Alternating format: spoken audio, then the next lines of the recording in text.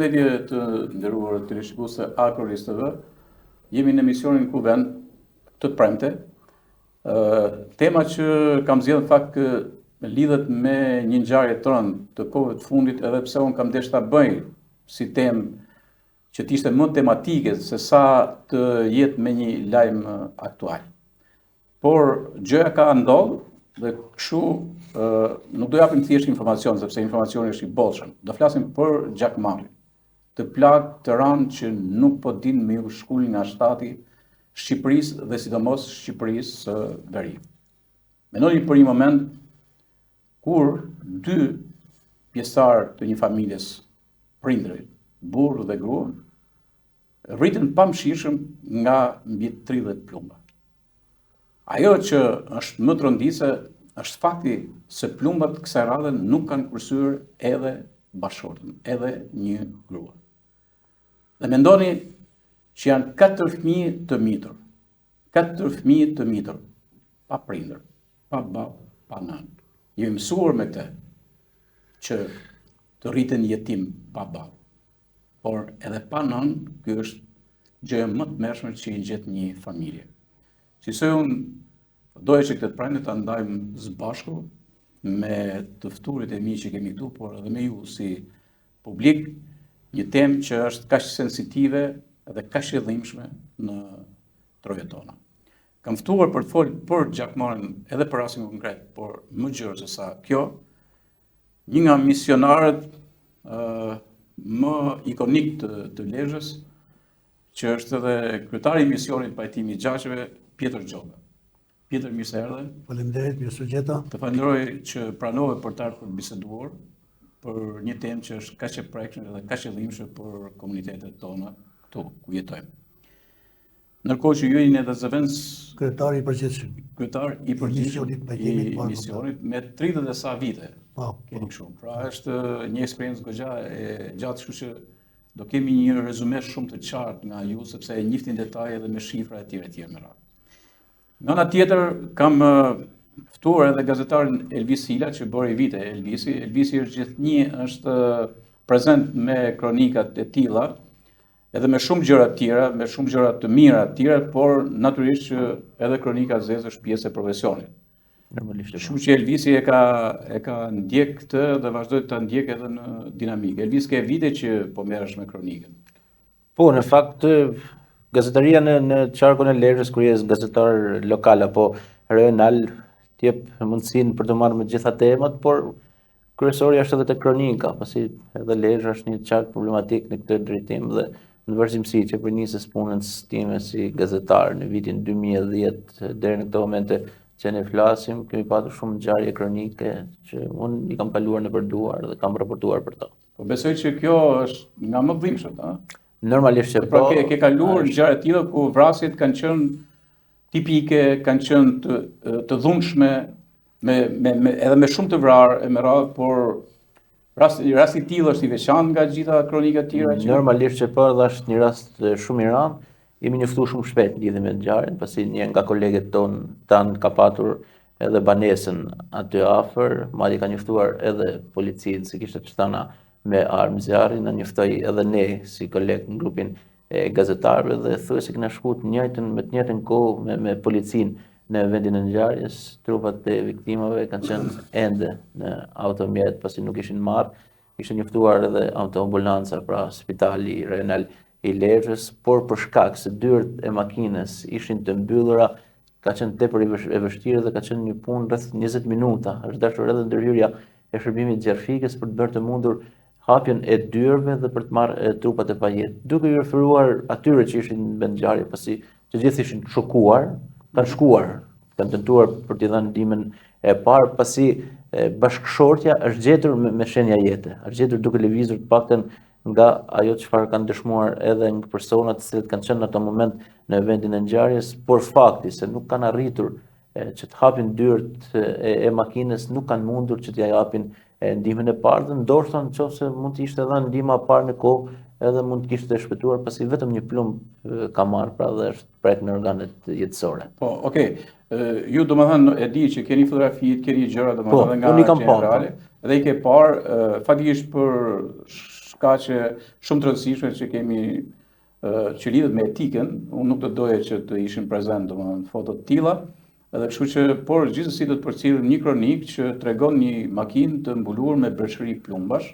Kështu është një kronik, ti ke bërë për disa stacione televizive, ke bërë kronika. Po, unë më loj disa televizione stacione. në qarkun e Lezhës dhe normalisht këtë ngjarje e kam ndjek në vazhdimsi, por të paktën ajo çfarë na gëzoi është fakti se pak ka kaluar ende 24 orë, është arritur të zbardhet deri ku kemi 4 persona. Po, e qartë, do shkojmë pak më tutje, po ndërkohë që të sillim një për kronikave të para, pastaj ka një dinamik ndjekjesh. Po, ka qenë zhvillim vazhdueshëm. Po le të ndjekim një kronik nga Elvisi. Pikërisht është si thosh shpërfaqja e parë. Po. E asaj kronologjia e asaj çfarë ka ndodhur. E lajmit që ndodh dhe që sillet nga terreni. Ndiqeni. Detajet e reja janë zbuluar në lidhje me vrasjen e çiftit të bashkëshortëve Kreshnik dhe Kentiana Mujeci, mesditën e së dielës në fshatin Balldren. Nga kçyerja e kamerave të sigurisë rezulton se viktimat janë ndjekur që prej momentit të daljes së tyre nga banesa në zonën e Torovicës, përgjatë udhëtimit drejt Lezhës dhe gjatë ndalesës kur kanë konsumuar kafe në një lokal në dalje të qytetit. Në pamje të fokusuara në kamera shihet automjeti tip Audi A4 dhe Golf 5 pa targa, të cilët ishin ndaluar në anë të rrugës pranë lokalit ku përqendronte çifti bashkëshortëve. Por kalimi një makine policie duket se i ka trembur dhe makina pa targa me të cilën ndodheshin dy qitësit ka lëvizur drejt zonës së Balldrenit dhe ka qëndruar aty, ndërsa Audi ka vijuar monitorimin e çiftit kur kanë dalë nga lokali dhe deri në momentin kur janë ekzekutuar. Pamjet filmike kanë ndihmuar grupin hetimor që të zbardhë ngjarjen dhe të identifikojë autorët e dyshuar, Florin, Renato dhe Adriano Mhillaj. Ky i fundit rezulton se ishte në kërkim që prej 16 janarit 2026 edhe nga policia e Shkodrës për veprat penale kanosje me armë dhe mbajtje pa leje të armëve. Ngjarja e ndodhur në zonën e njohur si kryqëzimi i Vinotekës në Shkodër, ku pas një konflikti Mhillaj dyshohet se ka kanosur me armë shtetasin Eduard Kësalla. Ky i fundit, sipas hetimeve, është kundërpërgjigjur, duke qelluar me armë zjarri dhe më pas është shpallur në kërkim për vrasje në tentativë dhe armbajtje pa leje. Kësalla u arrestua rreth 3 javë më parë në zonën e Freskut në Tiranë, gjatë një operacioni policor të koduar Operacionalia 89, ndërsa Mhillaj nuk ishte arritur të prangosej. Kërkimet për 3 persona të shpallur në kërkim edhe për gjetjen e automjeteve dhe armëve të përdorura në vrasjen e çiftit Mujeci po vjon pa ndërprerje nga policia, por deri më tani nuk është arritur të bie në gjurmët e tyre. Ndërkohë burri dhe gruaja u përcollën këtë të martë për në banesën e fundit në zonën e Torovicës, aty edhe ku jetonin.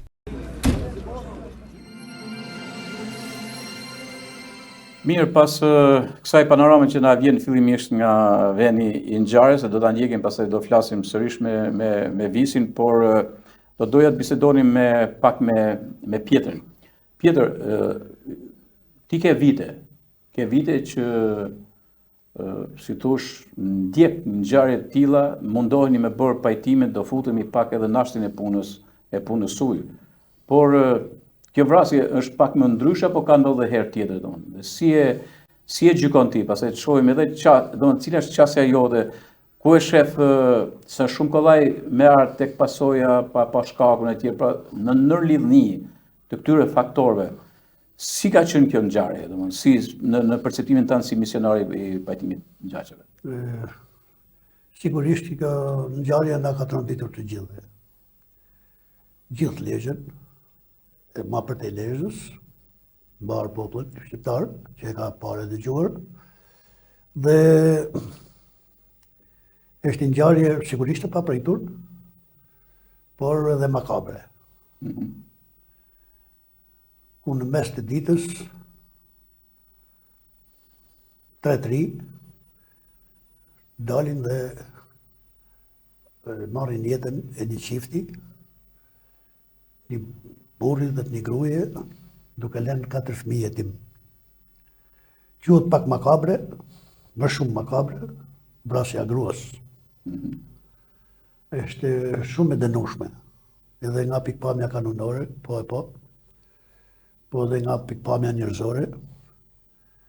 Ajo s'du t'ishte vrasë ky. Për paktën shinestra ishte ky. Sa duket, Dhe fakti që ai ka shoqëruar gjithmonë me gruan, edhe gruaja ka psut njëtin fat. Pra Krishtiu vazhdimisht ka ecë me Gentianën, me Kështu flitet, me kështu bashkëshortet. përflitet. Kështu është e thënë. Për ta trajtuar pak si fenomen, Po, okay, po. gjakmarrjen, Po patjetër, po. se fenomeni na shqetëson. Është një fenomen i vjetruar. Shumë i vjetruar. Dhe është për të arru keq që ne shqiptarët jemi fije të vonuar në këtë luftën ndaj gjakmarrjes. Ai përket skaluarës dhe duhet ishte e mbyllur një herë mirë. Mirë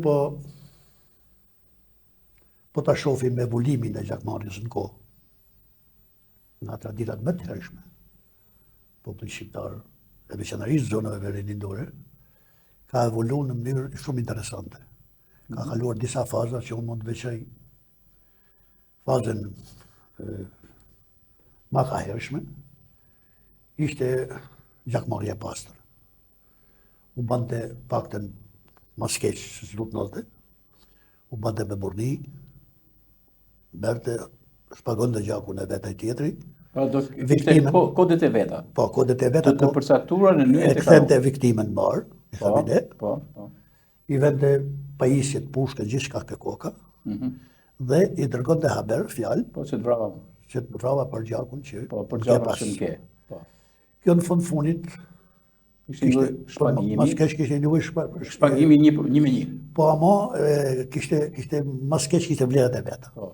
Edhe mbyllej kjo. Mirë, po mbyllet Edhe kjo, kryesisht mbyllet herën e hirshë, sepse mbyllet. kishte disa leva për mbyllje. Pa ishin në levat e plotësisë, e merron. Patjetër, në Deri rrugë. po them te kabineti ose drejtuesi. Po, edhe di palë pishen kafet, e pastaj Po, pushonin gjakmarrje. Dhe pushonte gjakmarrje. Pushonte gjakmarrje.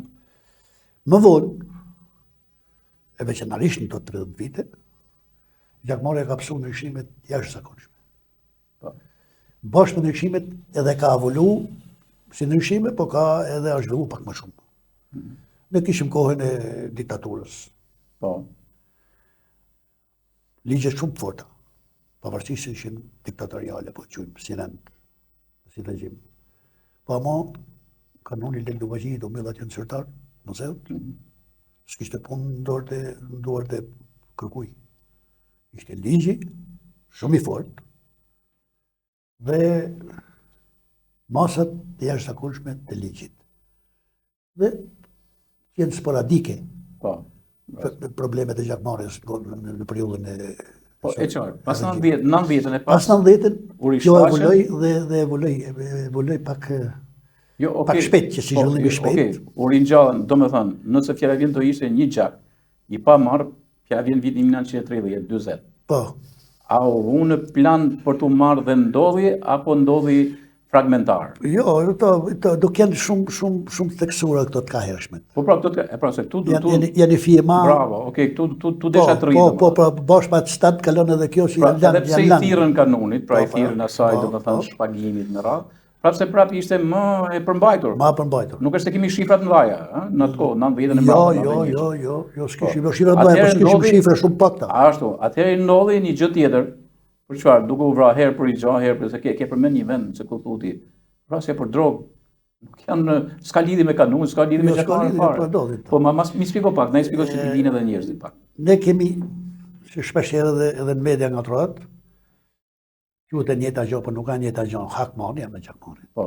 Në di gjona, e duhet sqaru mirë se boni hakmarrje. Në mënyrë hakmarrja është, por nuk është hakmarrja, është gjakmarrje e pastër. Po gjakmarrja është gjë tjetër, pra. Hakmarrja është gjë tjetër. Hakmarrja është për shembull konflikti mes dy personave Po. për një borxh të madh, për një thyrje, për një marrje nderi, Po. për një mllef. Domethënë, edhe rasti që kemi konkret është hakmarrje. Jo, gjakmarrje. Ky rasti konkret është gjakmarrje. Gjakmarrje quhet kjo. Jo hakmarrje. Jo hakmarrje. Ja. Hakmarrja ku ndryshojnë tani? Hakmarrja i e vërtet atë që të ka një borxh, ka fyr, ka prek qeqeneri. Po. E merr, domethënë nerin tënd, po bën gjak. Po. Bjen gjak. Bën gjak duke vrarë bën gjak, se s'ka drejt ta vrasësh. Pra, nga hakmarrja. Kanuni ka heq nga drejt ta vrasësh. Për shemb, këtu më Tu ndryshon hakmarrja me Ti gjakmarrje. mund zihesh, okay, shumë. Ti mund zihesh, por se kështu me sa di un pakën do na shpjegoj pak edhe visi pastaj. Por ti mund zihesh se kështu ka ndodhur edhe kjo. Po. për motive dobla, për parkalim makinash, për një për tjetër, se ne jemi gjatë nxehtë si populli, edhe të tjera të gjëra që janë më të rënda, e me radhë, por për shembull këtu çfarë kemi, domethënë ti e krijon domethënë e krijon gjën. E krijon domethënë gjak. Aty fillon gjakmarrja. E fillon pra, e fillon. Mos e bëhet vrasje. Po gjak ke ravish, po vërtet ti ke marrë nderin, ti ke ka pas borxhe. Po, ka pas borxhe gjitha. Po, amon gjak ke ra, pra këtu një shok, këtu ishte shumë i madh. Ti je hakmarr për një veprim me më të dhunshme. Po ke ra gjak. Sepse nëse ai tjetri mund të ketë drejt ta vrasësh.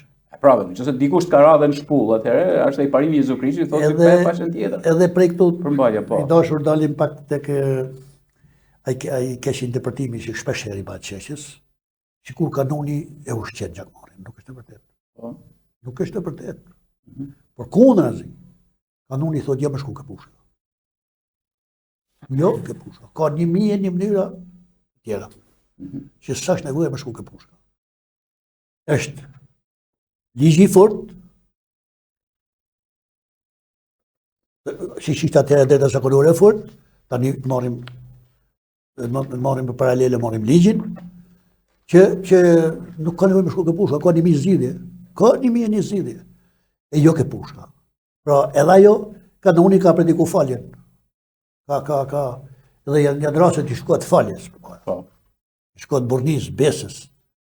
Mirë po, kur organet legjislatuse nuk zbatojnë ligjin, organet e drejtësisë, institucionet e ligjit flas, dhe policisë, atëherë pajtimi dhe gjakmarrja pajtohet me shumë vështirësi, se s'ka lehtësira. Familja e dëmtuar njët më rënduar, kur hasmin e vet, e shef duke u jesem rreth e qark. Shiko, okay, se do rrim pak aty, do rrim dhe unë do të sjell një gjë, një shënim të vitit 1905. Është shumë interesant ajo, edhe që tregon se si amplifikohet urrejtja. Si amplifikohet dhe pse mbahet mend fort gjaku. Gjaku për ta marrë me radhë. Por thash të vazhdojmë një herë pak me kronologjinë kështu, duke na shpjeguar pak vizën e tij e futëm në brendinë e kësaj ngjarje. Po, në fakt, kjo është një ngjarje e cila është paramenduar nga autorët, është bërë plani, mund të themi, ditë përpara, duke i referuar asaj çfarë ka zbërthyer edhe vetë policia dhe grupi hetimor, ku një ndihmës të madhe kanë dhënë edhe kamrat e sigurisë në zonë për gjatë itinerarit që kanë ndjekur viktimat. Siç duket ata janë ruajtur që kur momentin kur kanë dalë nga banesa. Në mendimin profesional, si ndjekësi profesionist, sepse për shembull, kemi vrasje të dhunshme, por që bëhen me vrasës me pagesë. Sofistikuar, po. Sofistikuar me pagesë. Këta me pagesë nuk pyesin fare për asgjë se sa kap. Megjithatë prapë kanë qenë pak më të kujdesshëm që mos me kap gra me radhë. Por fakti është se janë vrarë gra, janë vrarë Tiranë, janë vrarë kudo. Pra, siç duket, është pafajshëm. Ky lëvizte vazhdimisht me bashkëshorten. E kishte, siç duket, një farë frike, mund të hakmerri për shkak të tyre problemeve, pasi kishte qenë një akuzuar për vrasjen ndodhur në vitin 2016 në zonën e Trovicës së bashku me të vëllanën e kushërinjt të tyre. Ishin arrestuar, ishin dëkuqur të pandehur nga ana e prokurorisë së Shkodrës, por një vendim i gjykatës së shkallës së parë i shpall të pafajshëm, lihet në fuqi edhe nga ana e gjykatës së apelit. Në këto kushte ato janë liruar nga burgu, normalisht se vendimi i gjykatës së apelit konsiderohet si formë sprerë dhe mund të lirohesh automatikisht nga burgu. Nga ana tjetër, prokuroria kishte bërë rekurs në gjykatën e lartë. Në 2024 e kishte rikthyer për rishqyrtim me një trup tjetër gjykues në gjykatën e apelit. Që në atë momente s'ka lëviz fare, siç është, nuk ishte vënë lëvizje, pra nuk kishin nisur proceset gjyqësore dhe kishte ngelur pezull ashtu, ndoshta edhe për shkak të këtyre ngarkesave, për shkak edhe të reformës hartës së re të sistemit të drejtësisë, u shkri gjykata e apelit në Shkodër dhe gjitha çështjet e shme kanë kaluar në Tiranë dhe atje është kriju edhe një vakum tepër i madh, pra dhe pritje të gjata, por normalisht këto çështje duhet trajtohen me një shpejtësi më të madhe për shkak se kemi të bëjmë me çështje shumë të rënda, pra akuza për vrasje dhe normalisht dhe prej asaj kohës, prej vitit 2018 ata ishin në liri të tre, dy vëllezërit dhe kushëri i tyre, të cilët pra ishin akuzuar për këtë vrasje dhe pastaj kishin nisur jetën e tyre normale në zonën e Trovicës në Lezhë. Madje viktima kishte krijuar edhe një fermë, merrem me bujqësi dhe blegtëri, së bashku me bashkëshorten një biznes të vogël familjar. Në vazhdimsi ishte edhe fetar, mund ta themi, kishte vendosur një kryq, që unë kam ndjekur ceremoninë që është zhvilluar 4 vite më parë në zonën e Trovicës, në lagjën ku ata jetonin, dhe kishte krijuar një traditë për të festuar ka qenë një aktivitet para, sepse shiko, ka i gjos një gazetar që ndjek në mënyrë frekuente një ditë parë që organizu festën atje tek zona të lagjave të Koljagaj, kam patur kontakte për shkak se më kërku për ta bërë kronik, sepse nuk kishte patur gazetar në atë ditë pikërisht e aktiviteti. Kishim ndjekur edhe përpara në se ishte diçka pozitive, duke i referuar faktet se organizohet në një zonë të vogël dhe ishte vendosur edhe ai kryqi aty me iniciativën e vet të këtij personit, pra Krishnik Mujecit në atë zonë. Atë natë kishin festuar deri në orët e vona të mbrëmjes, ka patur edhe këngëtar aty dhe të nesërmen ka ndodhur krimi i rënd. Gjithsesi, ajo çfarë duhet të thënë, duke i referuar kronologjisë së ngjarjes, normalisht se ajo çfarë ka mësuar dhe ka zbardhur policia është fakti se ai është ndjekur. Automjeti i viktimave është ndjekur që prej momentit kur ata kanë dalë nga banesa, kanë udhëtuar drejt qytetit të Lezhës, kanë qenë në vëzhgim të vazhdueshëm, kanë konsumuar kafe në një lokal në dalje të qytetit dhe aty janë mbajtur në vëzhgim. Fatmirësisht ka kaluar një makinë policie, duke qenë se njëra prej makinave ka qenë pa targa edhe ka patur një farë frike dhe është largu makina dhe është vendos pastaj në zonën e Balldrenit ku ka ndodhur edhe krimi. Nga ana tjetër, ky automjeti tjetër, Audi, i ka mbajtur gjatë gjithë kohës në vazhdim dhe normalisht mund të kenë patur edhe komunikime me pjesën me dy qitësit të cilët kanë qenë në makinën tjetër pa targa Volkswagen Polo, e cila rezulton të ishte marrë me qera nga motra e njërit prej autorëve në Rinas dhe janë hequr targat dhe e kanë përdorur për të kryer krimin pra dhe për të ashtu. Ajo çfarë bën përshtypje është fakti se ngjarja ka ndodhur në një vend shumë banum me kamera sigurie si nga bizneset ashtu edhe nga banesat, duke i referuar pamjeve në ngjarje, duket sikur makina ku ishin viktimat ndalon për një moment për shkak se një automjet tjetër po futej në një rrugë dytësore dhe ishte bëre që makina viktimave të ndalonte në një moment. Në atë kohë, siç duket i kanë bërë ndonjë sinjal se pasi nga kamerat shihet sikur hec pak mrapa makina ku ishte çifti i bashkëshorteve dhe në ato momente i ka zënë rrugën automjeti i autorit, pikërisht automjeti Volkswagen Polo dhe fillimisht kanë qelluar nga brenda makinës, pastaj të dy bashkë janë ulur dhe kanë qelluar nga një distancë afërt. Gjithë plumbat janë nga ana e përparme të pjesës së shoferit dhe nga pjesa pastaj e derës së shoferit. Unë mendoj, por edhe nga ajo çfarë ka arritur që të mësoj edhe grupi hetimor nga veprimet që janë kryer, nuk kanë patur për qëllim për ta vrarë gruan. Por situata ju ka dalë jashtë kontrollit dhe duke ju referuar vendit ku ka ndodhur pikërisht kjo ngjarje, ata mund të kenë menduar se kur kanë parë automjetin se kanë ndaluar dhe po lëvizte pak mbrapa, mund të kenë menduar se ai mund të kthehej prapë për të ndruar destinacion për shkuar prapë në drejtim të Lezhës apo Shkodrës për gjatë superstradës dhe siç duket e kishin bërë si mision që ta kryenin ngjarjen atë ditë. Tu ka i gjë përderisa sepse kishin pas mundësinë për ta bërë edhe në një vend tjetër pa patur kamera dhe pa lënë shumë gjurmë. Jo, kjo tregon që përderisa ky është ndjek, edhe që kurse ka dalë nga lokali te afër Lezhës me radhë, ky me gruan ka hyrë. E ka dalë atje me radhë. Pra, kjo është ditë që një grua është mbrana, pra bashkë. Normalisht ata kanë ditë se një grua ka mbrana, por ka patur ajo ka patur një mbledh të madh. Ndaj viktimës duke i referuar pastaj pak me tjetër, po. Edhe veprimeve që kanë bërë ato, ka patur një vëllëf madh sepse është qelluar me bërshi edhe nga një distancë afër, duke shkaktuar dëmtime shumë të mëdha. Ka shfrytëruar edhe komplet në pjesën e kokës, por edhe në pjesë tjera. Kjo tani ndryshon nga ajo që na thotë se ka pas ndoshta edhe ajo festa që ai mund të ketë organizuar atë natë ka ndikuar në këtë drejtim. Po janë të gjitha lidhur kështu. Por që dal pak te Pjetër, shiko Pjetër. Domethënë një fëmijë në fund fundit ka përjetuar vrasjen e babait dhe merra.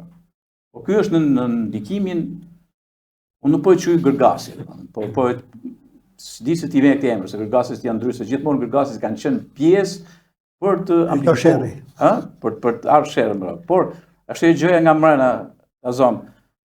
Ky po mbledhi që vjen dhe i kalcifikohet, domethënë. Edhe një fëmijë, ai rritet me idenë e marrjes gjakut të kësaj dhe rritet me urrëtitjen vazhdimisht. Sa ndikojnë dhe sa mendon që ka ndikuar dhe rastin konkret, o sa ndikojnë pikërisht tek vrasjet, sa ndikojnë këto? Për të ardhur tek pyetja juaj, desa të shtrej pak e disa evolimin dhe fazat në cilat ka kaluar deri tani gjakmori, që mos e kthehemi prapë. Në fillimet e demokracisë, nuk shfaqen të vrasjet hupas e kapuq. Nuk i kemi pas, se ka pas shqiptar. Bu kapuqin, me e vrau. Do me shku gjaku hups. Edhe mas mi shu fjallë viktimës fare. Po. Jo, shfaqen 91-shin e mbrapa. Po, rëndësi ka me marrë hakun, gjakun edhe me një ashtu. Ishe një fazë, edhe kjo a përshëtnan kodin, kanonin vetë. Dhe e funit fare, ka disa vite, na shfaq vrasje me pagesë, edhe për Gjakmanin. Një fenomen shumë e rëndësishëm. Zuar këtu tash rizohet, futet, tepërton, ushtun këtë drejtim, edhe ekziston dhe kemi shumë problem në nërsh. Kemi disa vrasje të bazbardha. Janë gjitha lejë. Pra për tek shkak të fazave që ka kalu vetë Gjakmarja. Për të ardhur tek pyetja juaj. Kur është bra Mhillej, Gen Mhillej, si kishte. Po Gen Mhillej. Kjo është nga Alek Bipajt. I ardhur në Maltjushit, i thëmin në zonë Shkodrës, aty ku ndonë lezha më Shkodrë, ke bendi, i thëmin. Por një qështje banale, ka ndodhë konflikti. Dhe është vraj, Gen Mhillej. Janë akuzu këta. Edhe si që tha s'do me kalu përsëri, si që tha gazetari mirë njohur, dhe ashtu është kvaliteti. Kjo punë pastaj aty ideali i Gentit ka qenë moshën 12 vjeçare. Ne jemi gjithë, i kemi kalu ato fazat e fëmijërisë, na kujtojnë. Problemet e asaj moshe, vetën gjatë në kujtesë edhe gjëra tjera, pa rëndësishme. Pale, ai ka përjetu vrasin të gjatë në këtë moshë. Ne mbajmë mend, mos mbajmë mend çka ka ndodhur por ai mujt, në atë moshë mbajmë mend gjithçka, detaje. Pse menja është e freskët për moshën. Pastaj, kjo çështje ka ardhur evoluu kaj, tu majis, tu akumuluaj gjithmonë. Se si duket, i farë haberi, përse nga shëmburim nuk e di, për këto a kanë pas, se sigur ato s'ta merren me këtë punë. Kanë pa ullë edhe ata. Po këtë djali vetë, si duket, po hamensoj, se ka falë. I ka ardhë jashtë asimilu, ka akumulu pa fund. Dhe prezenca ati nuk ka qenë, ndaj ti nuk ka qenë shumë pozitive për të neutralizuar me psikologë, me njerëzë, edhe ki ka menduar vetëm për te. Dhe pastaj vetë menja ati, ki akumulim, e ka urdhruar, da bëjtë të vepre. Ka urdhruar vetja, dhe më thënë, ka pas një mbleftë jashtëzakonshme që përderi sa s'ka bu maskë, si tha gazetari. Ato ka qenë pa maskë. Pa maskë të gjithë. Pa maskë, dhe më thënë është... Edhe është shumë problem se ne kemi këto, kemi një rast analog. Këto në Manati. Godje i prafët, në gjashën. Ka qenë minëren, madje. Po, atëhere. Minëren, ka marrë gjakun e babës. Po, e mbaj mend atë. Përvati me shpinë e braktarit atë Manatis. Mirë po, Kiquni, shkollë të veçare, më pak shkollë mesme aty, E di qënë i djallit tim, e kam pas në bankë, e pyetja. E pyesja Pse jo, pse mungove sot? Po, Nuk ishe dje për shembull, jo sot. po. Isha ke poligoni të poqitje.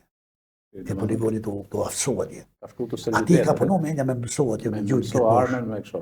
Edhe dërgon që unë i djallit të shifshive Po, dhe shiko Pjeter, Ai, se ja u thash që desha të kthehem pak shiko si çfarë është gjakmarrje dhe sa, domethënë sa gjurmë le, sa gjurmë le, sa gjurmë fort le dhe kemi një shënim nga atë Fabian Barkata që ka shërbyer në kryezez, në kishën e kryezezit të zonës së Rubikut, nga Tiroli i Jugut, është një ka romane, ka kështu, por nuk besoj që një huj ta ketë përjetuar malsin si ai që vjen nga Austria, me një njohje perfekte dhe ka periudhë është munduar të shmang gjakmarrjen në komunitetin ku ai shërbej në kishë. pozitivisht. Është munduar fort të ndikojë.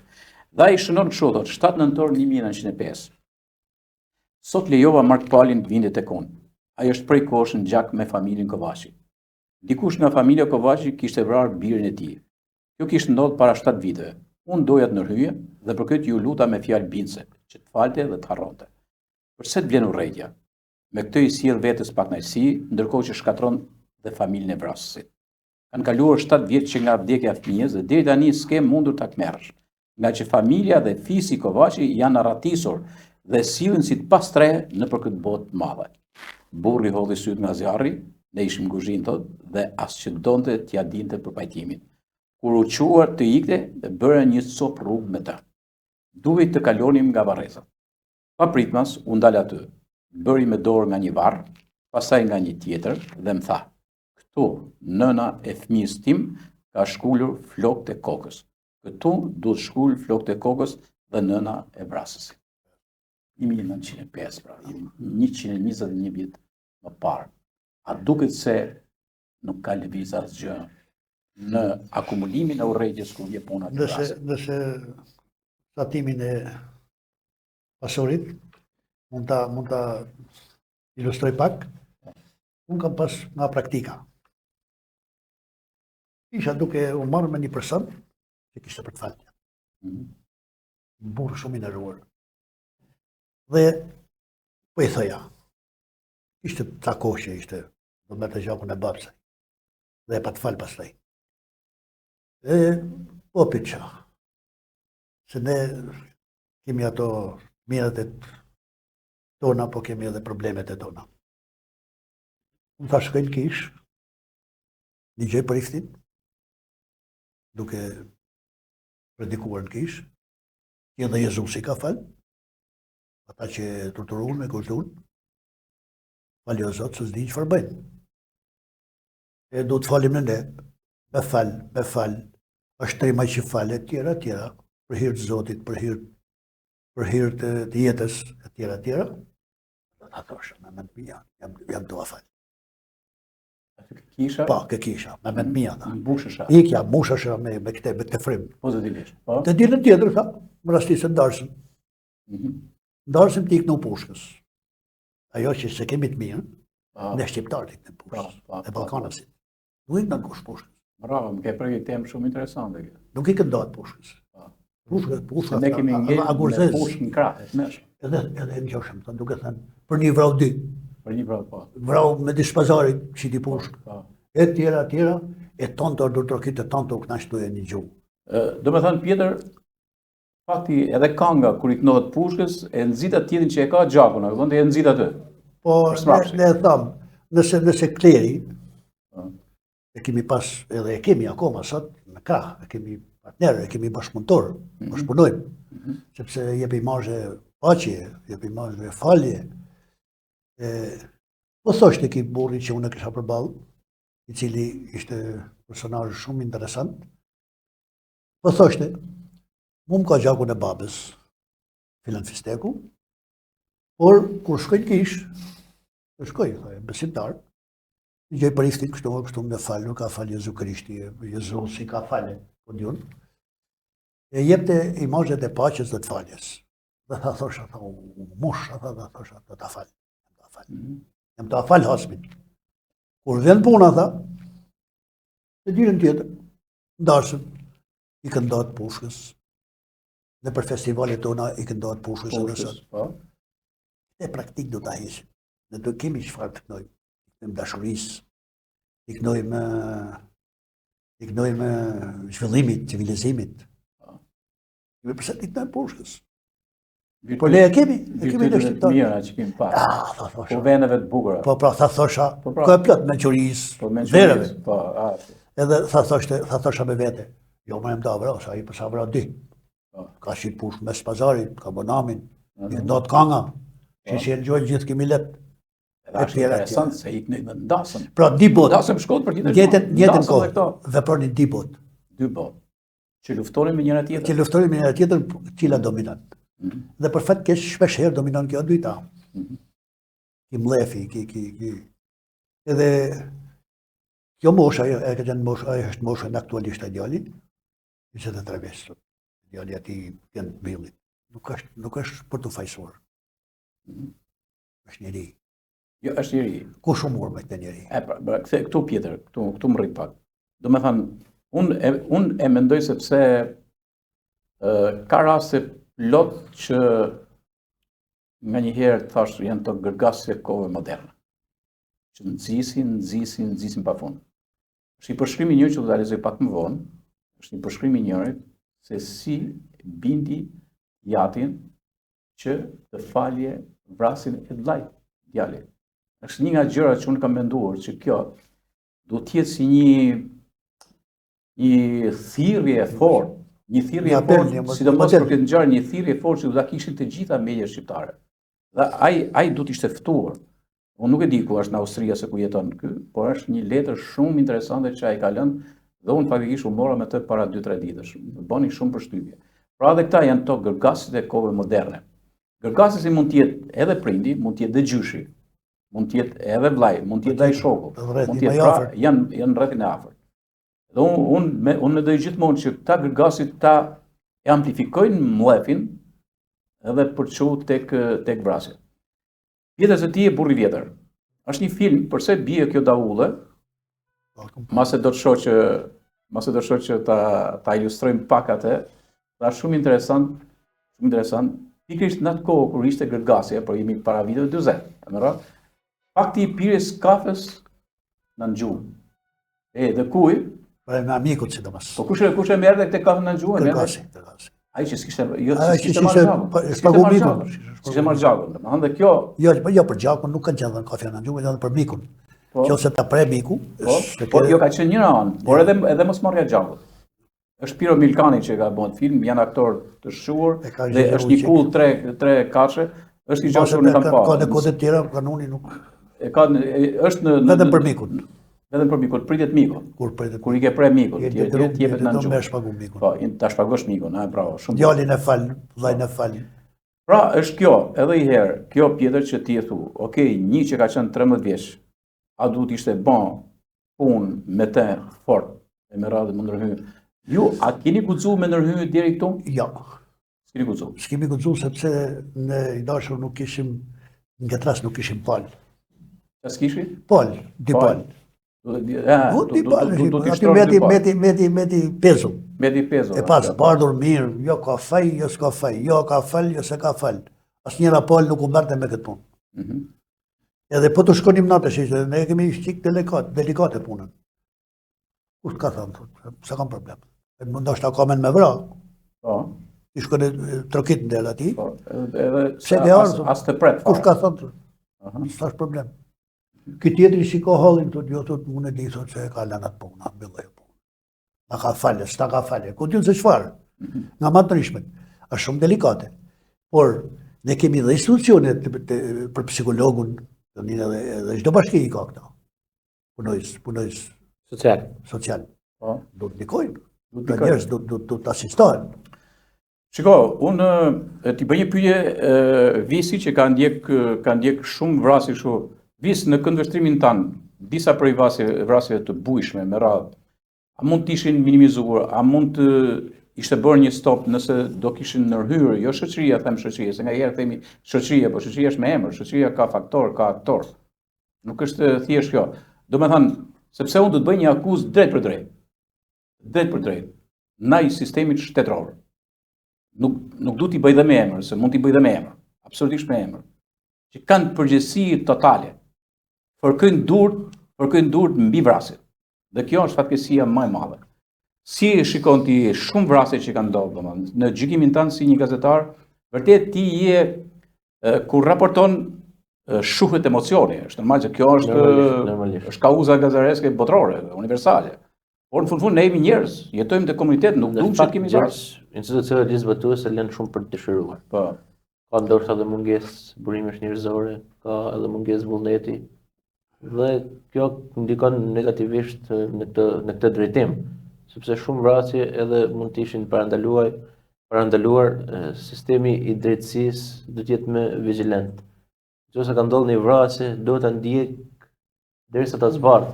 Jo t'i lënë dosjet nëpër sirtar, e hetohet 6 muaj, hapet prapë pas 2 vitesh, e nga ana tjetër ajo vrasje e pazbardhur. Kena shumë krime që kanë ndodhur në territorin e qarkut tonë, pakën që prej momentit që unë e ushtëroj këtë profesion dhe janë të pazbardhura apo edhe të zbardha, ka shumë pak prova dhe ato që janë zbardhur ka shumë pak prova për persona që mund të jetë vënë në akuzë. Ndorka ka persona që sot janë dënuar edhe të pafajshëm. Gjoja jena të bën një punë edhe ta zbardhim shpejt, sikur thjesht për statistikë, po për statistikë dhe për opinion publik, por nga ana tjetër unë kam pa shumë raste, kam pa shumë dosje që kanë mangësi të theksuar dhe mos themi se mund të kemi edhe dënuar njerëz të pafajshëm. Dhe kjo është një problem, është një problem shumë i madh për sistemin në tërësi. Sepse veprimet e para normalisht bëhen nga ana e policisë në vendngjarje dhe ato janë kryesoret. Veprimet që bëhen gjatë 24 orëve të para kur ndodh krimi dhe më pas çështja i kalon prokurorisë për hetime të mëtejshme. Policia dhe ekspertët do të jenë më vigjilent në këtë drejtim. Po të marr rastin e vrasjes fundit. Ka vënë të paktën 20 deri në 30 minuta policia për shkuar në vendngjarje nga momenti kur është njoftuar. Dhe normalisht nuk ka një distancë shumë të largët Baldareni me qytetin e Lezhës, nuk ka patur një trafik, si me thënë ashtu, por lënë shumë për të dëshiruar.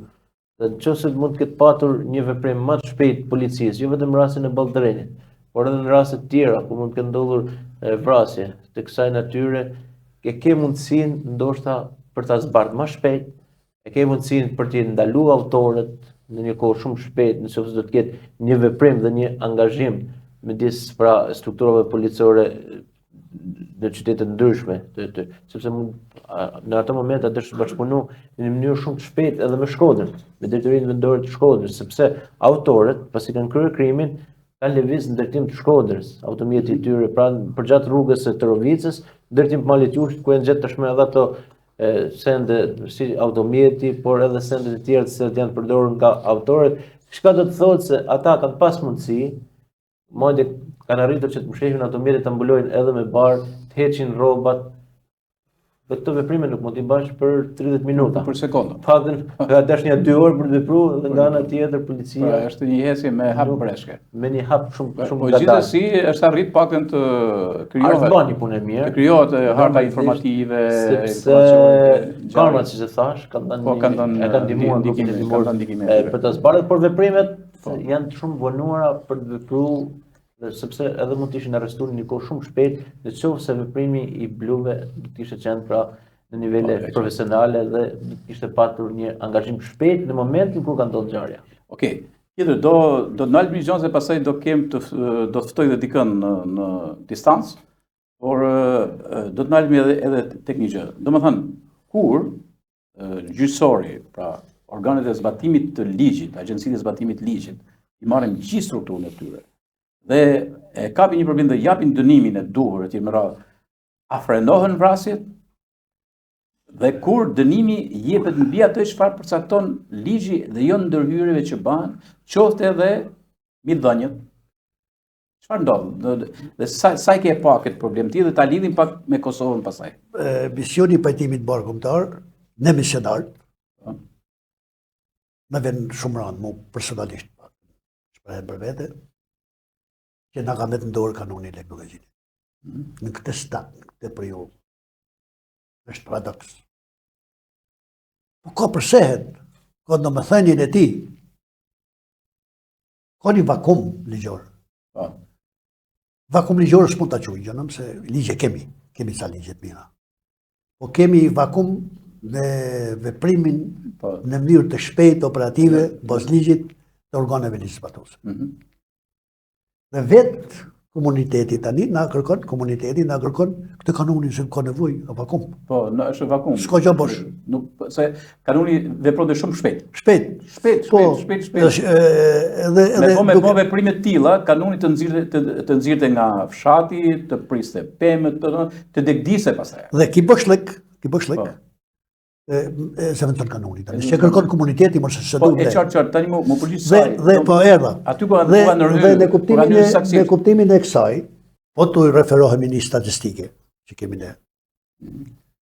Dhe 78% të gjitha vrasjeve, krimeve, plagosjeve, konflikteve, na vinë nga prona. Nga prona. Po. Janë për pronësin. Që këtu është Për problemi. tokën, qytet, në fshat, Po, për troll. këtu është problemi pastaj i strukturës Dhe shtetërore. kemi, po aty fillojnë, Po, e to. marrin, Do të mbjellin vrasjet, me thënë saksisht. pastaj vinë, Mos veprimi i këtyre mbi ligjin. pastaj mbjell vinë, vrasjet. vinë edhe ajo droga, trafiqet njerëzore, qenieve njerëzore. Këto janë të importura. Po këto janë të Normal që importuara, kanë po ardhur me sigurisht, gjithë egërsinë e vet. sigurisht e kanë atë efektin e vetë në të sistem. Pastaj vinë, dhe kemi vetëm, për arsye të tjera, për qërqenderit, kemi vetëm 7-8% për gjakmarrje nga gjitha vrasjet.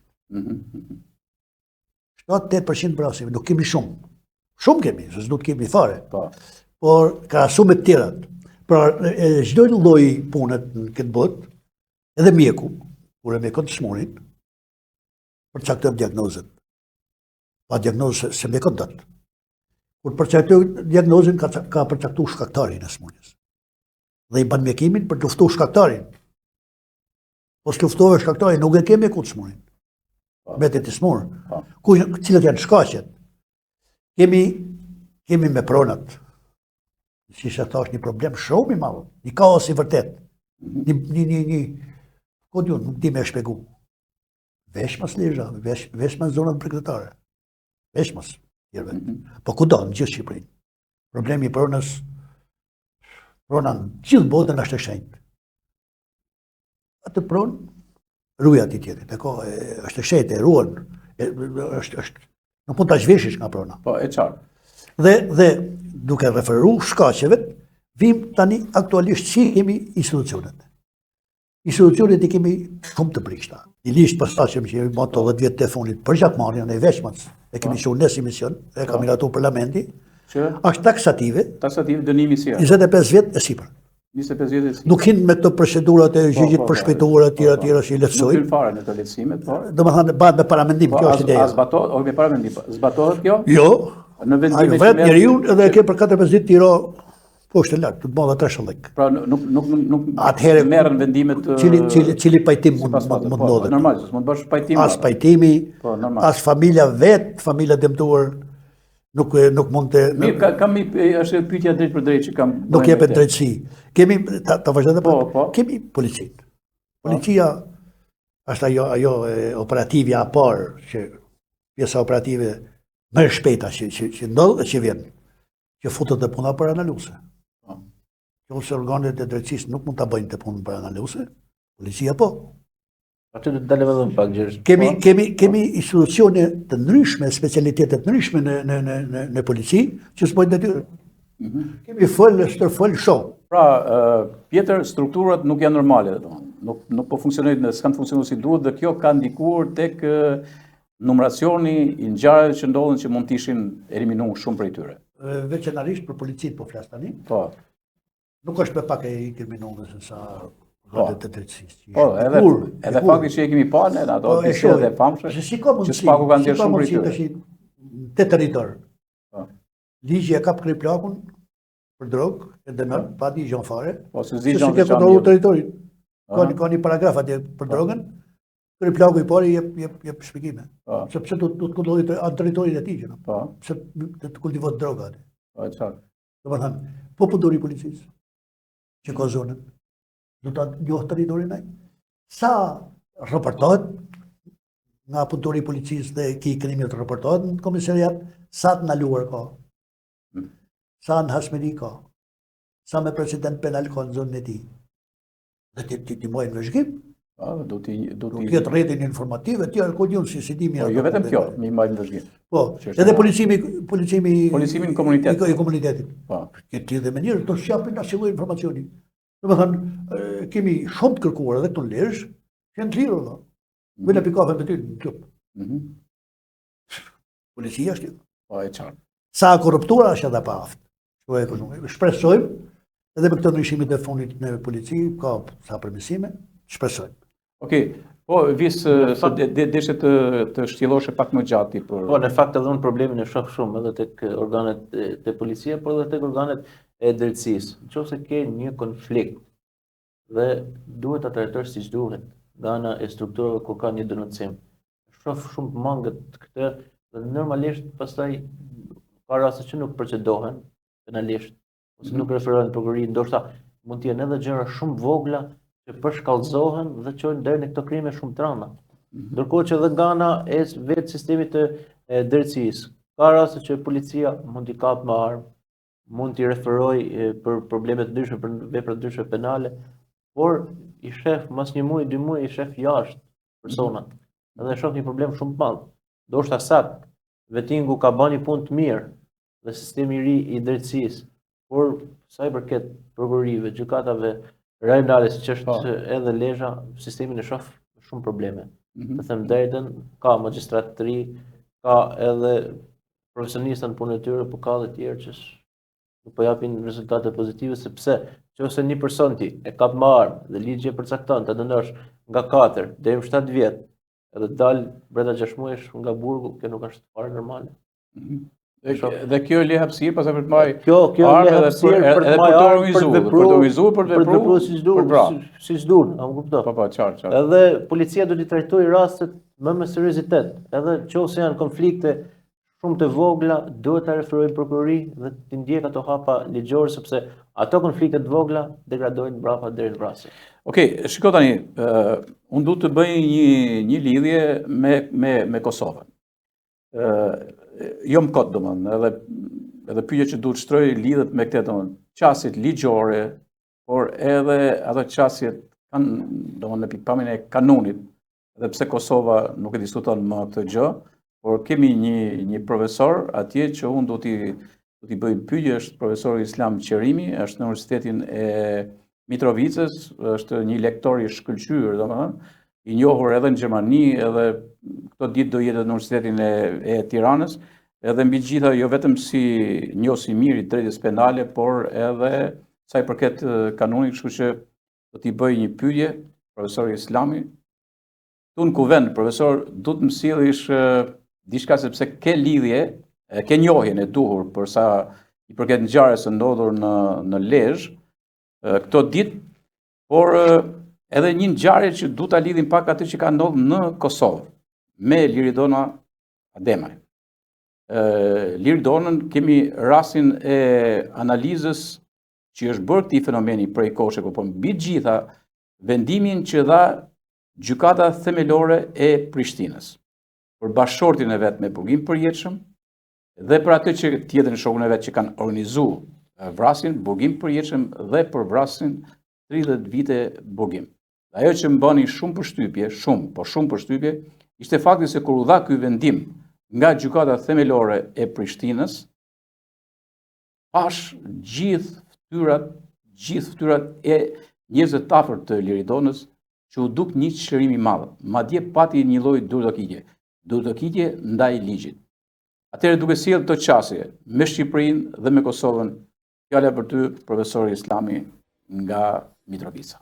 Ju faleminderit zotit Gjergj për mundësinë e dhënies kësaj interviste në lidhje me ngjarjet e fundit që mjerisht kanë ndodhur në Shqipëri dhe në Kosovë, që kanë bëjnë më tepër me vrasjet që kanë ndodhur të jenë prezent edhe gjinia femërore, respektivisht gratë.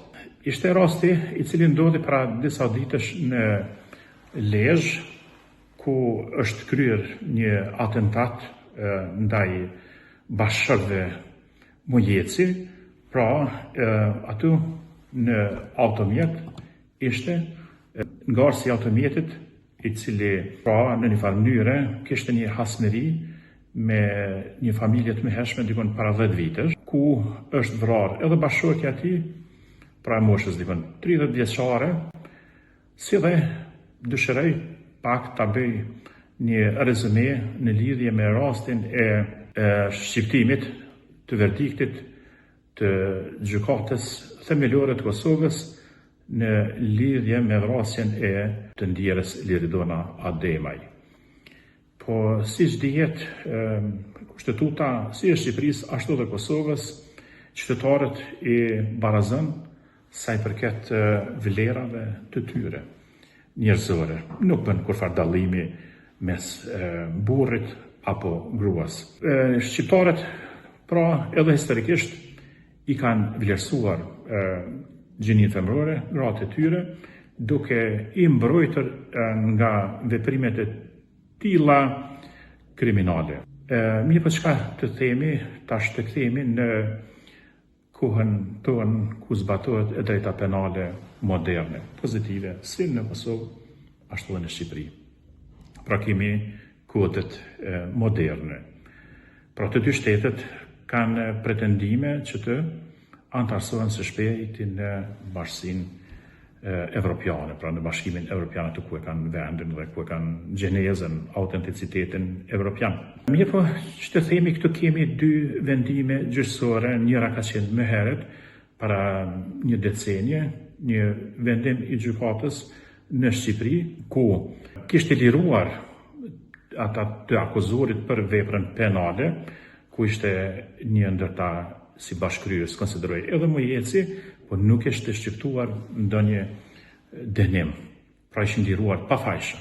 Ndërsa në Kosovë, para disa ditësh, është nxjerr një vendim gjyqësor nga trupi gjykues i gjykatës themelore, ku bashkëkryesit janë dënuar me dënime kapitale. 2 bashkëshorti, si dhe njëri nga bashkëkryesit janë dënuar me burgimet përjetshme, ndërsa vrasësi tjetër është dënuar me 30 vite burgim. Prandaj shpresojmë që një vendim i tillë të mbetet në fuqi nga gjykata e apelit. Pra dallimet po këtu një ndër faktorët kryesor pse kryhen vepra të tilla, sipas gjitha hulumtimeve, në rend të parë janë mos funksionimi azhër i drejtësisë, pra i gjyqësorit.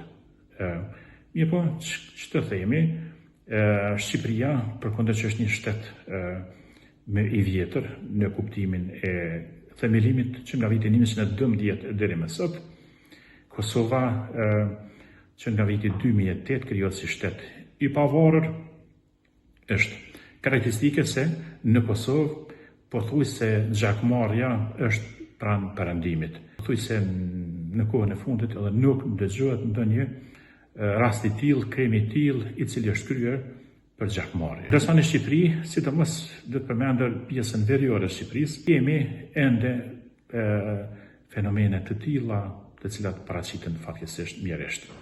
Po të themi për shembull, që ose bëjmë statistika të tilla, për shembull në Kosovë në vitin 2024 kemi pas vetëm 17 raste të vrasjeve.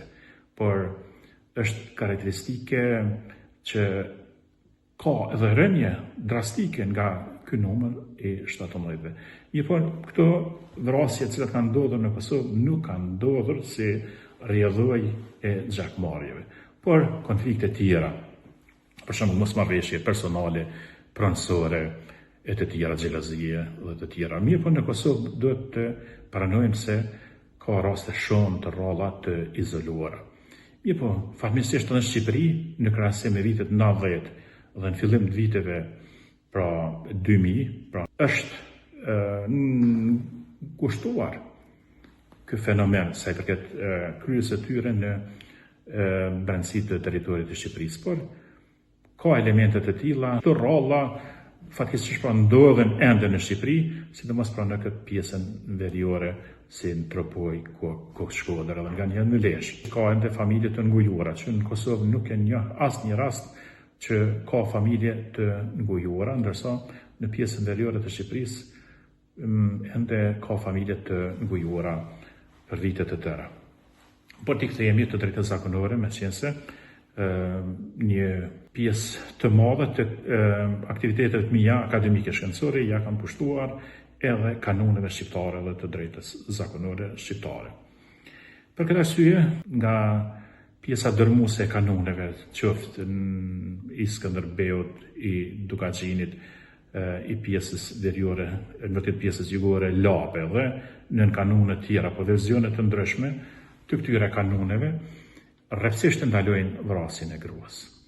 Bile kanunet shqiptare shkon aq lart mbrojtja e integritetit të gruas, saqë thuhet se nëse një grua hyn ndërmjet palëve në konflikt, po nëse edhe njëra palë i ka të vrarë të familjes të fisit, dhe tjetra veç fillon një betejë për të revanshuar, posa të kërkon gruaja të ndalohen armët, të detyruara janë të dy palët të ndalojnë konfliktin, se përndryshe do të jetë cenim i madh i nderit të gruas pra.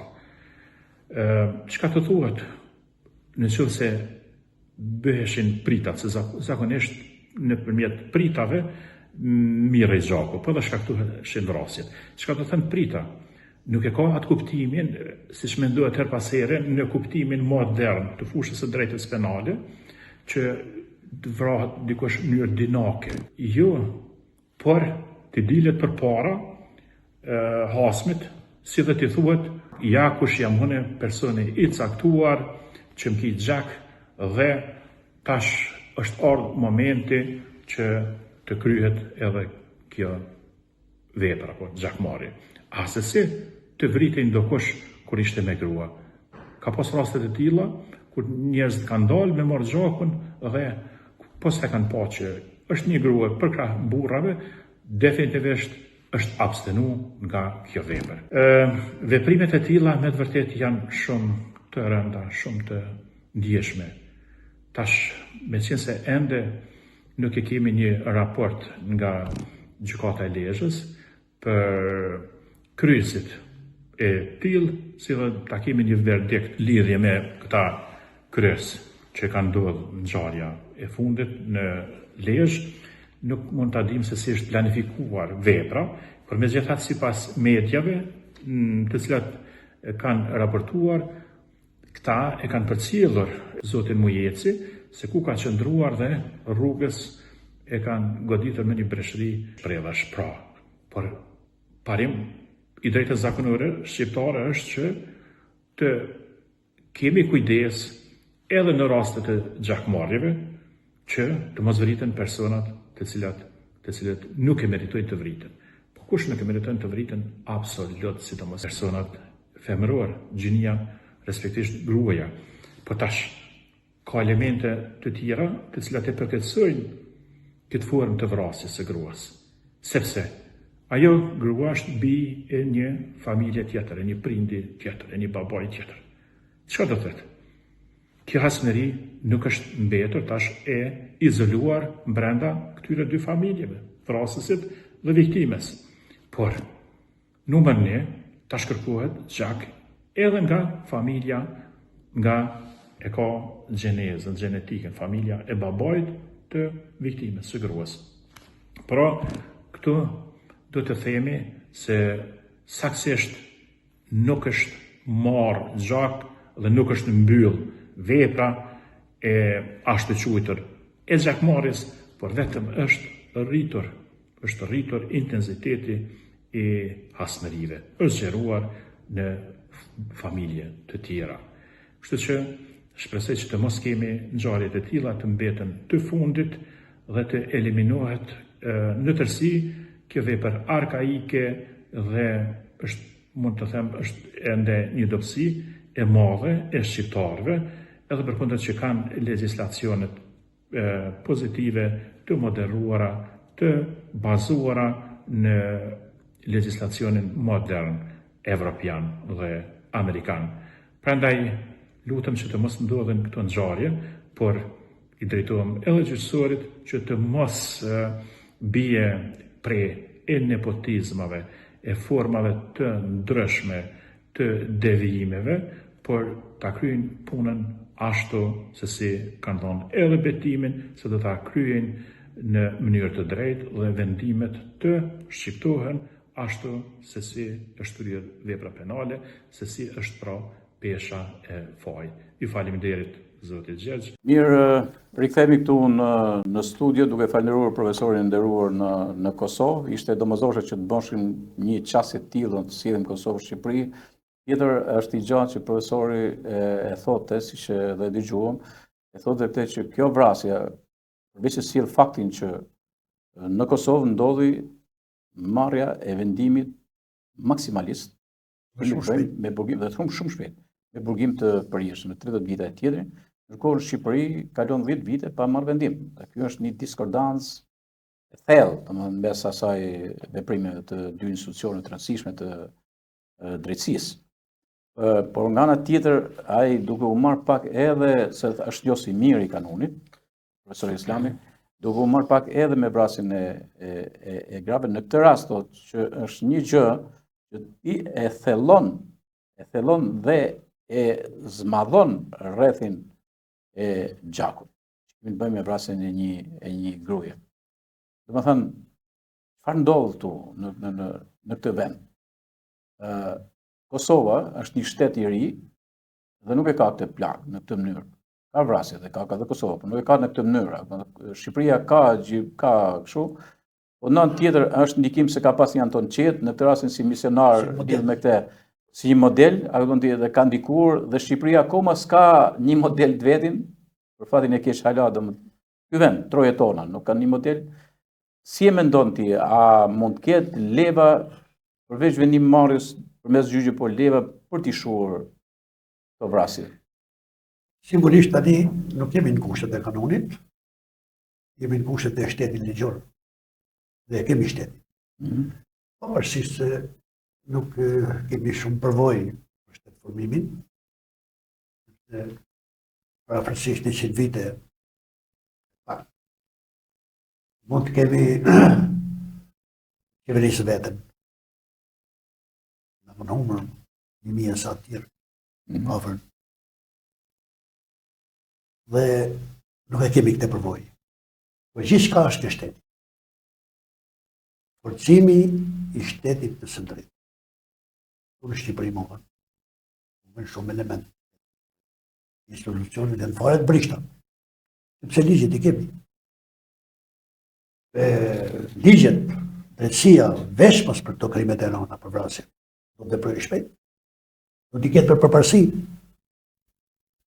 Si shka dhe për Kosova, shumë shpejt në dënimin. Qa ka me zbulu këtu. Qa prova e të këtu. Do më shembull i Kosovës. Po s'du me dhëmë këtë vendim. Ja pra qarë, pra shumë i freskë, kjo është shumë është modeli. Është modeli. Edhe ky rasti i fundit këtu në Lezhë është i zbuluar, nuk ka do shumë men. Me ka po tërë, mi dënu. Morë edhe në mungesë, mi dënu. Si që ka ligji. Mirë, po nuk veprahat. Kur s'veprahat, do... Dhe veprahat pusha. Del pusha, pastaj. Nërsa, ajo që desha unë të thëmë, ne kemi modele e praktika plot. Nënë se modelin e kemi ato në qetët, se qytëm, aja rriti të bëjt të punë sepse e kthej, të punën për pëtimin e gjashit dhe kthej në levizje kombëtare. Shfrytëzoj edhe periudhën e luftës së gjenjes në cilët ndodhesh Kosova, për hir të kombit, të lirisë, luftës, dhe u buni model për gjithë kombin shqiptar. Edhe ne i shkojmë kësaj, e du t'i shkojmë kësaj. I mbyllim më një herë e mirë këto. Se si që ka thënë një njeri më të nuk kujtohet Konica, nisë kush, beteja funit mes ne për Shqipërinë, do t'ishte kur mbaron beteja mes njëri tjetër. Mes njëri tjetër, po. Vërtet. Kur t'jetë beteja funit mes njëri tjetër. Ne jemi të gatum pak si kesh. Po kjo gjithmonë vend për një arsye, vend për disa arsye, për një arsye. Kështu që edhe ne i shkojmë saj lëvizje, ta kthejmë pajtimin mbar kombëtar në një lëvizje mbar kombëtare. Kësa ideje, kemi edhe statut, kësa ideje shkojmë shumë, po do shumë punë. Do të rrodhë për i herë, këto i herë pa institucionet e ligjit së të bëjmë asisen, pa bashkëpunime, pa kri punën të, do të bëjnë detyrën, se cili institucion i ligjit e veçanërisht për gjakmarrjen. Sepse ligjet i kemi. Edhe si ka t'i zbatojmë, nuk i zbaton njëri. 10 vjet Me vendim. me dhënë i vendim. Vendim kur... Për një vrasje, Po, po. është shperë. Shperë, të kapse ndodhë. Më njëni thumbi, tjetri për të kuj. Njëni ka faj, tjetri s'ka faj. Po të mojë njëri përgjësi. O e që i tha, e ka këthuj se ka faje, ka prova, o e që ka thunë s'ka prova. Cili ka faj këto gjishtarë? Është një problem e pasojë njëri tjetrit. Në shumë raste Njëni bëjë përgjësi ligjore, që në... shkon me dekada drejtësia dhe Ndërsa, për të rëmë Gjak, ideali të shqipë që ka, ideali i kënë billit, ka marrë gjakun e babës, bazë regullë. Por, ka hapi Kapitull një gjakmarrje tjetër. tjetër, Një gjakmarrje tjetër. dhe në këtë rast, nga normat e kanonit, flasim gjithmonë, do thotë ti kush po mos shkohet aty ne, po si shkohet, po s'ke që do, kështu ndodh. Po. Dhe unë s'do t'i shkohet. Ju nuk shkoni dot. Ta zam te Nuk mund e shbojmë, a ban tash. Po nuk e shbojmë, po dhe e ka kanuni se bos kanuni bëhet gjak, merret gjak. Sa gjaku, po që bos kanuni ndodhin to. Po. Sepse Mirë, ju nuk shkoni dot misioni. Femra e shën gjakun tek vëllezëri, tek prind. Tek prindë vet. Pa. Pra, kjo është. Po, për ma keq, kanuni ka pas ta ligje diskriminuese për femrën. Po. Si paradoks duket, por edhe i kishte diskriminuese, po dhe jepte për përsigrus, rëndësinë e vetë, luftën para graf me burrat, bën punën e familjes kur janë gjak punën e burrit e tjera, për cilë don pushkën e tjera. Kur hynte dikur tjetër, i ka dhënë rëndësi. Unë nuk besoj se i kam thjesht përmes framane, studime, por kur hynte gruaja në mes, domethënë dhe ishte puna një kështu. Ku do të pushka? Uleshin pushkë. Uleshin pushkë. Edhe mes fisëve të krahinët po lëm mes njëri tjetrit. Po duhet i edukojmë fëmijët. Duhet edukohen me këtë. Pse jo të bëhen edhe tema në shkollë. Edhe gruaja ka qenë e paprekshme. Po, të bëhen tema dhe në shkollë. Është përshutnim i kanonit.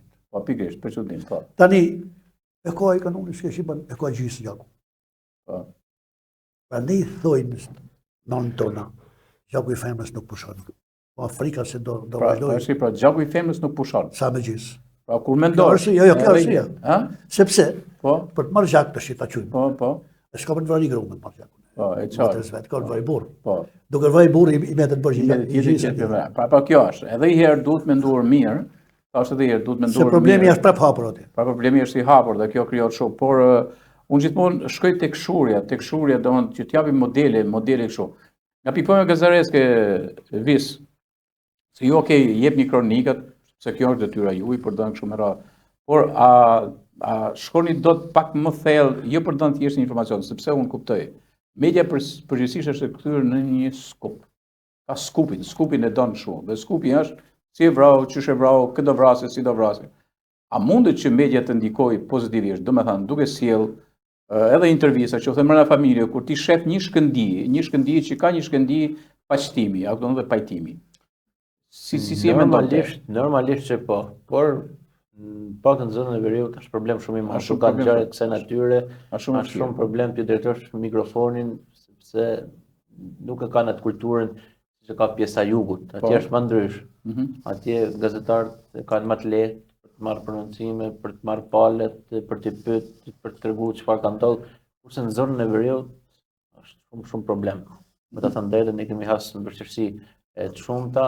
Por problem e shoh edhe këtë pjesën e kësaj, sepse media në Shqipëri po e ushqen shumë publikun me ngjarje të kronikës. Me kronikës. Dhe unë mendoj se këto janë shumë nxitëse për opinionin. Unë kam qenë gazetar ke shekull. Mediat online, pra, bota virtuale po jep ndikim shumë negativ të drejtim sepse po përdoren për klikime. Sepse ngjarjet e kronikës zezë rezultojnë se janë më të klikuarit. Dhe kjo është bën një problem shumë i madh dhe shpesh nuk ruhet as etika fare. Frymëzon një shoqëri kriminale. Që domethënë ajo të dashurohet me krimin, apo ti dhe të doje të ushqehet me ngjarjet e krimit. Mjafton ta hedh një portal live dhe shpërndahet gjithë pasaj në mënyrë shumë shpejt, pa konfirmuar, pa. Edhe kjo është një problem shumë i madh. Para 20 viteve. Unë mendoj se do të ketë një rregull, të dalë një ligj, të bëhet diçka më të drejtë, sepse nuk mund të vazhdohet më kështu. Po, absolutisht. Para 20 viteve ke shregull, unë kam bërë atëherë, unë punoj ke shregull dhe nuk doja me dhënë detajet të kronikave me kështu, edhe kam bërë i lloj revolte atëherë edhe tek drejtuesit që kishin gazetën, më e madhe në Shqipëri në atë kohë, dhe u kam thënë që ne jemi kthyer në gjahtar të lajmeve të zeza. Jemi kthyer absolutisht dhe ne jo po kështu sepse ndryshe nuk ka tirazh gazeta, ndryshe sot nuk ka shikueshmëri, dhe kjo është e tmerrshme në një shoqëri që nuk e meriton të ushqehet kështu. Kjo është problemi, hapen lajmet në televizoret të mëdha, hapen lajmet me kronikë. Kjo është një shqetësim shumë i madh. Shumë, absolutisht. Dhe kjo krijon qasje nxitse. Dhe nuk merr një model pozitiv. Nuk merr një model pozitiv. Kjo s'm duket as pak normale, të them të drejtën. Po të shtu pak, Po Pjetër? unë kam vërejtje për median. Mhm.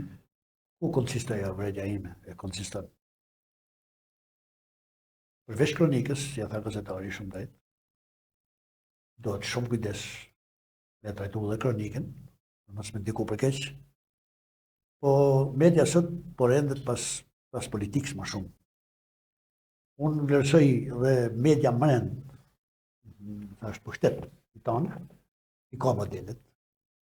Dhe jo si e këtu jam prezent, nuk shkon kjo në ta thënësi, po ju jeni një nga ata burra, jo vetëm gazetarisë, fushës që i përkesni, po dhe kësaj teme shumë sensitive për komunitetin, i shkoni ka kohë që ja trajtoni, dhe e trajtoni me shumë kujdes. Ndoshta edhe për shkak për ardhjes, e një mirë punën, po edhe për shkak formimit, po edhe për shkak njësive. Ne marrim, jemi këtu të shketika. Qo se jemi dakord eventin, e vrasjes, momentin, e ulldetet. Në qëllë se jepët e kronik, momenti i vrasjes se si jepët. Do të kursyrë më ajo. Unë thash sot edhe pse do të kursyrë ajo. Dhe visi ka bojë gjonë e dur që unë jam këtë mosh e trekshtohem. Absolutisht shumë herë materiale dhe edhe pa diskutu pastaj. Absolutisht shumë mirë. Pra edhe sot nuk i doja kur pamje kështu është të tmerrshme. Jo, po mirë, edhe unë pra edhe ti. Mos Aldona. Po fëmia. Po fëmijët janë. Do të shën të shohin të aventurë. Po, është të tmerrshme. Pa thënë për kronikat e si ajo Kuksit aty gjithë kretori bashkisë me radhë. Nuk jepet ta kronika e përsërit disa herë. Për shkak klikimit, se klikohet. Do lloja problemi. E ndërkohë që për gazetarun e di, unë të kam burë është edhe kronika që është pak më zgjeruar që e ke bën nga ambientet e drejtorisë policisë, dhe thash shqyr që janë duke bë kronikën aty, ishte në lidhje direkt duke me Report TV. Po, në fakt ishte po si mund ta shoqëroj pak me pamje këtë, po. Ishte konferenca e policisë kur u zbar ngjarja, doli drejtori bashkë me dy zëvendës drejtorë dhe në atë moment unë raportova për zbardhjen e ngjarjes. Po ishte mbrenda ishte më shumë mbrenda ngjarjes ti, sepse ishte vetë policia, po policia është më kujdes. Po, normal kur merresh më shumë se një dekadë ke më shumë dhe informacion. Edhe qarku i Lergjës është problematik. Po pra, jemi bë gjysë ekspertë. Gjysë ekspertë, po duhet lidhë gjë tjetër, sepse e kam përjetuar dhe unë kurrës shpesh herë.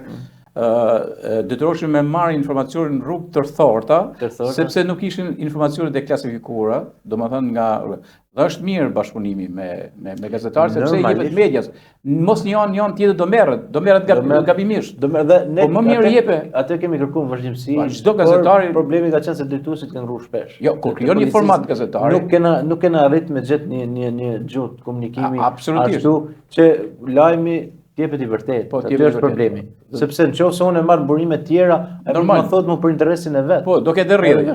Po do ketë rrjedhje vetë. Informacioni zyrtar ka shumë bajnë këtë drejtim. Dhe e dyta ajo gjë që duhet të them, nga që e kam provuar dhe vetë, nuk është kollaj me dhën Pjetër, nuk është kollaj sepse në fundit vish përballë dhe vetë gazetar. Ne dim që gazetarët në luftë po priten. Ja janë vrarë në Iran, janë vrarë ne, janë vrarë në Izrael, janë vrarë. Ne dim, janë vrarë në Gaza, janë vrarë disa gazetarë. Pra, vetë gazetari është në luftë, atëherë por duhet për këtë frontit. Po duhet pas parasysh një gjë, që lajmësi edhe në kanun, lajmësi nuk është fajtor kurrë. Lajmësi është lajm, sepse lajmësi thjesht është lajm, domethënë duhet të respektuar lajmësi. Jo si ndodhi një event se pas një reagim tani në vis, që shkojnë aty, djegin makinën një gazetari. Është një problem i madh sidomos të punosh në vende të vogla. Unë kam pas probleme edhe vetë, sepse ala nuk e kupton shoqëria se Profesioni i gazetarit është një shërbim publik. Dhe i paanshëm. Është i shërbim publik dhe i paanshëm. Nuk e kupton qytetari, por nuk e kupton as zyrtari. E mendon se ke personale. Po. Nuk e din sepse ti po informon publikun për çdo problematik, për çdo gjë pozitive dhe nuk do të shihet në atë prizëm. Prandaj, edhe punosh në vende të vogla, realisht është problem. Siç ishte edhe rasti i gazetarit Samicuri në Bulqis, ku e djeg automjeti, është një gazetar me mjaft eksperiencë dhe që dën punën, për 10 vite operon në qarkun e Dibrës, dhe merret më shumë me temat e prokurorisë, të gjykatës, por edhe tek kondomtimet e shpërdorimit apo të parave publike, me tendrat me ata. Edhe ai vetë ka ngritur dyshime se nga këto publikime, kondomtimet që i ka bë, i ka ardhur kjo ngjarje. Dhe kjo është një problem shumë i madh se po godet fjalën e lirë. Dhe kjo është një kampan alarmi, sepse në Shqipëri presioni ndaj medias, kryesisht ndaj gazetarëve është rritur ndjeshëm gjatë viteve të fundit. Unë duhet të falenderoj vjesë ty, po duhet të falenderoj edhe kolegët tu e tjerë me radhë që një rajon kaq të vështirë, ku ne njihemi me njëri tjetrin me radhë, nuk është shkollaj me dhënë lajmet, sidomos që kanë bëjnë me këto.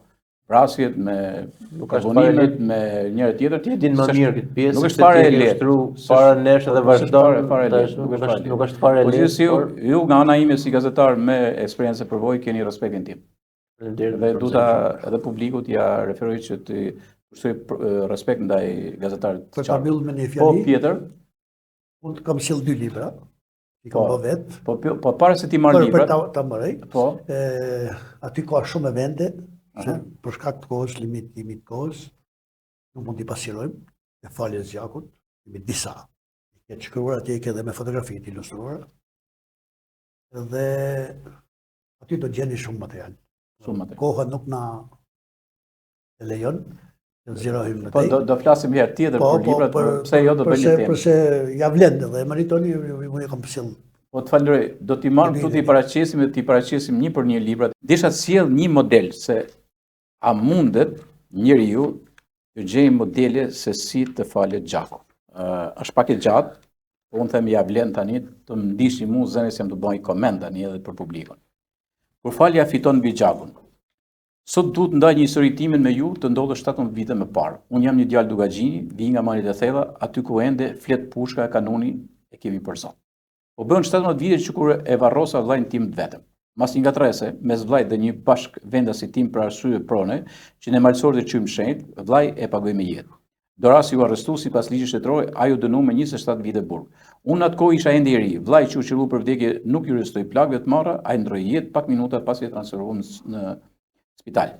Sipas kanunit, atë e varrosën me tradita malësore. Babai ishte i moshës tyr, nëna me gjithë vujjet e hallet që kemi ne malësorët, asaj u shtu dhe kjo mërzia që madha sa vështirë t'i përballoj.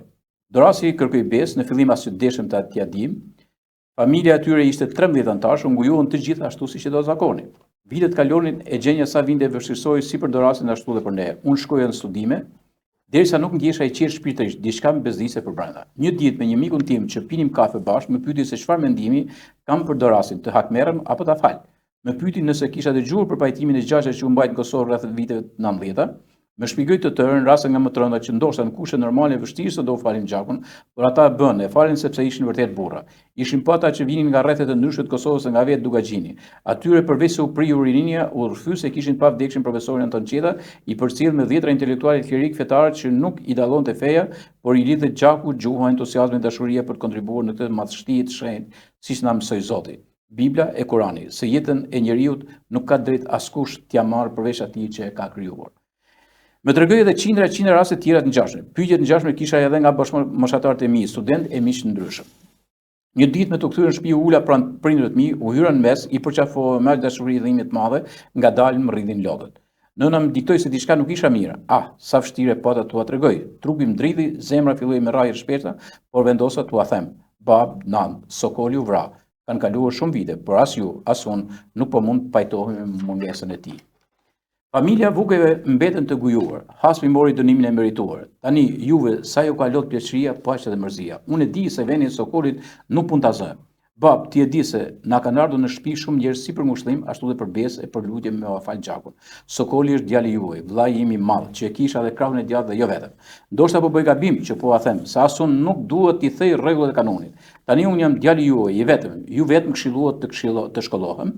Në mësime jam student I shkëlqyer, por rehatin e jetës nuk po e gjej dot. Të gjithë më njohin dhe e din punën tonë. Unë jam lidhur me një vajzë që shpejti do ta njihni dhe ju, e me të cilën po mendoj të krijoj familje. Kam rënë hall të madh. Si mund të vazhdoj jeta kur jemi mes vrasjes dhe faljes? Kam lexuar shumë, kam dëgjuar me qindra mijëra raste, por kam ardhur në përfundim se hakmarrja nuk I ka sjellë të mirë askujt. Bab, ti e di se qindra familje janë shkatruar, madje shumë prej tyre janë shuar. Po vritemi për një copë tokë që nuk po e gëzojmë as ne, as vrasësi. Bab, këtu mbi këtë dhe që na ka krijuar I madhi Zot, kemi ardhur me shijuar më parë se çka është jeta, sa vlerë ka e si dim me e jetësuar. Bab, mendoj se koha ka ardhur me vendos. Dëgjoj birë, më jep pak kohë të mendoj. Pasaj javësh, me gjithë vështirësi që përjetuan prindit e mi dhe bashkë me ta dhe unë, babai t'u boj burrat e fshatit. I pranishëm ishte dhe prifti. Unë ftova ca kolegë mi dhe 3 profesor. Mua aty në kullën prej guri që e kishin trashëgim prej gjyshi, vendosëm që familja Vugaj të jetojë e lirë. Me këtë rast babai ja shtriu dorën e pajtimit vllait Dorasit. Të gjithë me lotë sy, sa dhimbje pa shqetësim se 2 familje thyen ta bunë kanonore dhe vllaznohen përsëri. Miqtë e mi dashur, ju lutem të më falni për këtë përjetim kaq të rënd që më krijua qyshëri, por mendoj se kemi bërë një punë të madhe për 2 familjet. Ja hapëm rrugën e jetës e lirisë, pasardhësve tanë, dhe lutem uroj të mos ndodhin vrasje të tilla ndër shqiptar. Me këtë rast po ju bëj thirrje gjithë atyre familje që janë hasmëri, ju lutem. E di se e keni vështirë, por nëse sadopak mendoni për fëmijët tuaj, për më të dashurt e pasardhësit tuaj, ju lutem, gjeni forcën, mënyrën që t'u afali Gjakun e të shkollohet rinia. Që këtë tokë që na bekoi Zoti me të, na bëri dhuratë, ta gëzojmë të lirë, të shëndetshëm e me dashuri për ju Abedin Bayraktar. Kjo ishte që unë desha me lezu Pjetër. Dhe besoj që është mesazhi.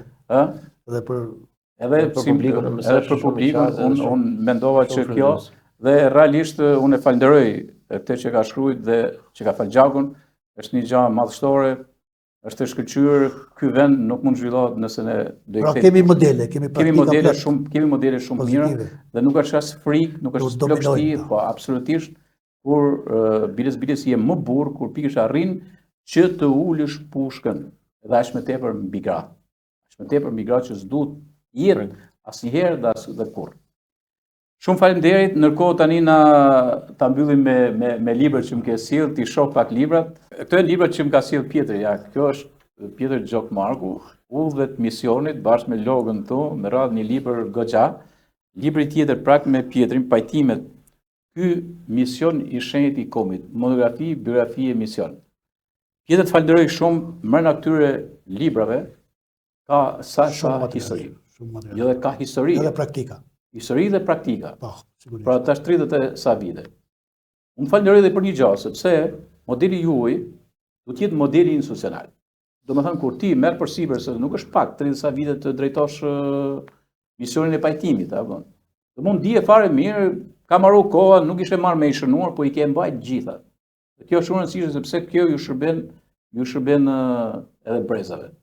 Kështu që shumë faleminderit se kjo një farë mënyrë është një nga dhuratat më të mira që njeriu len pas misionit vet që kryen. Faleminderit juve.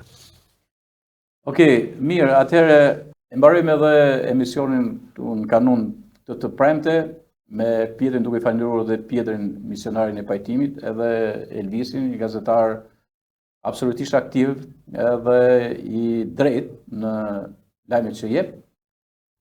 Për t'u ritakuar sërish, urojmë që më pak të merremi me ngjarje të tilla, sepse kemi shumë gjëra të mira për sjell, edhe në Trevën e Lezhës, për zhvillimin e saj, për harmoninë familjare, për harmoninë sociale, shoqërore, për modelet e mira që I kemi gjithandej.